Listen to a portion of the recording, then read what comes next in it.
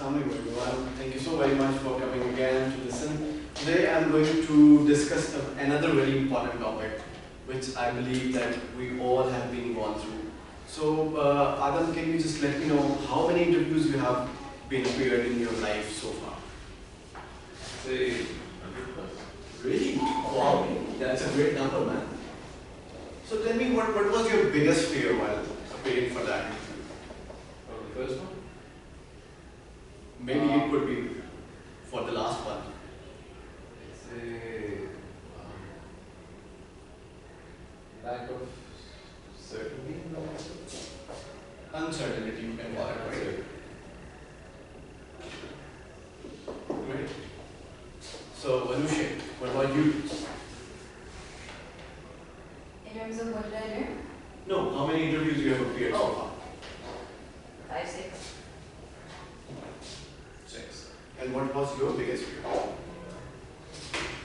not be good enough. Hmm. Can I call it self-doubt? Self-doubt.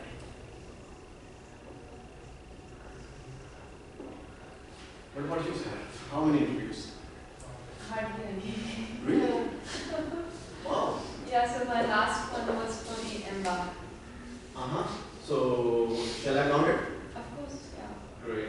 And was there any fear? I had a strategy to... Overcome that fear? You don't want to disclose it? No. I knew that they're going to...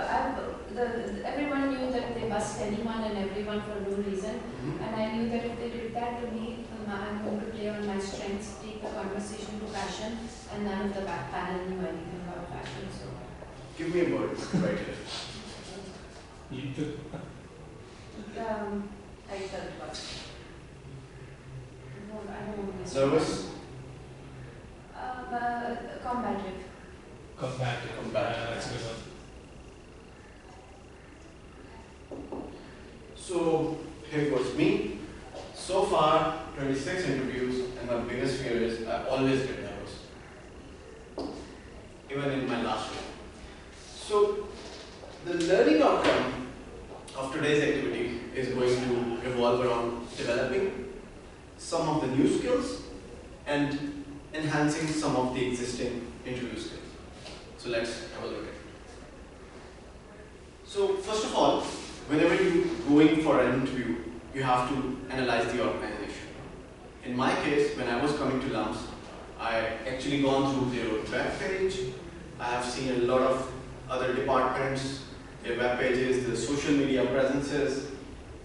What are the market trends going on in academics? That was another key take. Their ventures, their campaigns, how they are planning to expand, what are their future plans, and connect with their employees. So by connecting with their employees, I mean on LinkedIn, which is a very professional platform we already have, and we can connect with everyone. And we can actually ask some of the questions we do have in our mind about the organizations particularly. Research the role.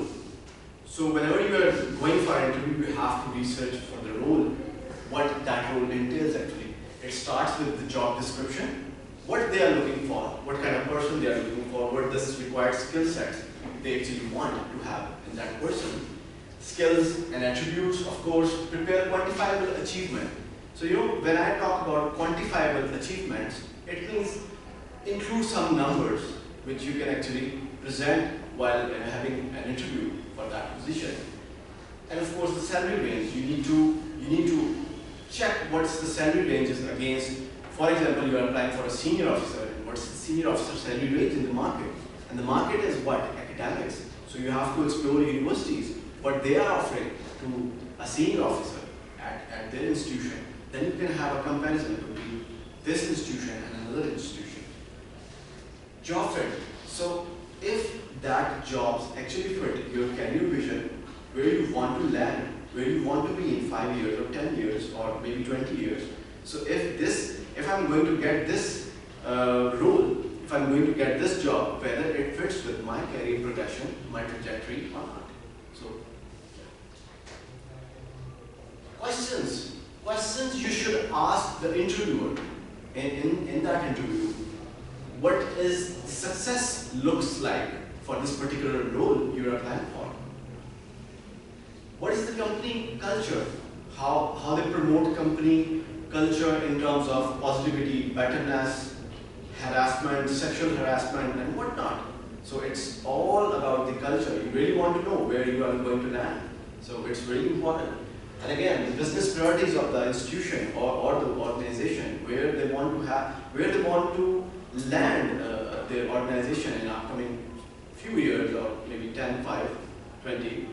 And again, correlating with your career progression, your career trajectory with the organization. If there is some discussions or dichotomy, you might want to get back, or you might want to step back. So how the stakeholder management involved in that organization is also a key question. When we talk about LUMS, what are the primary stakeholders? Tell me. Students. And? Student satisfaction. No, stakeholders. Stakeholders. Yeah.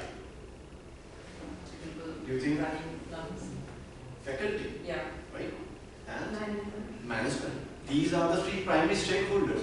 And how this organization is managing their primary stakeholders is a key question here. You actually want to know, because you are going to be part of that stakeholder management quota. And the night before the interview is the very crucial night. You actually wanted to visualize yourself as this is going to be a business meeting. Just another business meeting. I'm going to meet a couple of people, and that's it. It's going to be business. No interview, nothing like that. Visualize role. You just have to visualize yourself that I am already the senior officer I am applying for. I'm just going for a meeting with an HOD or a supervisor or my line manager. So just you have to make up mind like that. You just have to train your mind like that. You have to believe in that you are a high value hire. Right? It's just about training your brain like that on the very night before the interview. And you have to humanize the interviewers, that they actually want you to succeed, right? There is a human element in that. Don't actually try to get yourself in that no, they are not going to hire me, they might have other different candidates, I'm not a good fit for them. Or maybe they're nervous too. Yeah, exactly.